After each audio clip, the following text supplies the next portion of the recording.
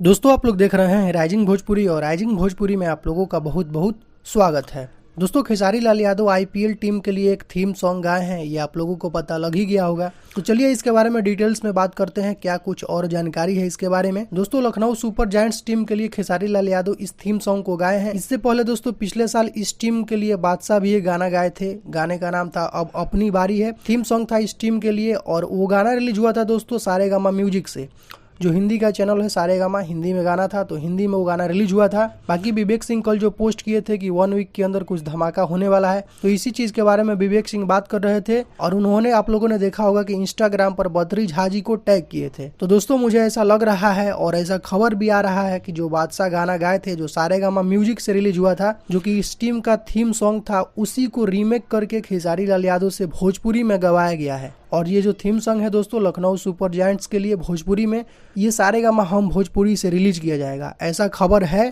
बाकी आगे देखते हैं कि क्या कुछ होता है। लेकिन विवेक सिंह अपने इंस्टाग्राम पर टैग किए थे बद्री झा जी को, सारेगामा हम भोजपुरी के जो है ऑनर। तो ऐसा दोस्तों मुझे लग रहा है कि जो बादशाह गाना गाए हुए थे, जो कि सारेगामा म्यूजिक से रिलीज हुआ था हिंदी वाले चैनल से, उसी गाने को रीमेक करके या उसी तरीके का गाना भोजपुरी में खेसारी लाल यादव से गवाया गया है और उसको सारेगामा हम भोजपुरी से रिलीज किया जाएगा, जो कि लखनऊ सुपर जायंट्स टीम के लिए थीम सॉन्ग होगा। और इस टीम में काफी अच्छे खिलाड़ी हैं, जैसे कि केएल राहुल भी इस टीम में खेलते हैं, शायद से कैप्टन भी है इस टीम के। तो आगे देखते हैं दोस्तों क्या कुछ अपडेट आता है इस गाने के बारे में। लेकिन जो मैं बातें बोला हूँ आप लोगों को, उसको मान के चलिए कि 80 से 90% यही चीज होने वाला है।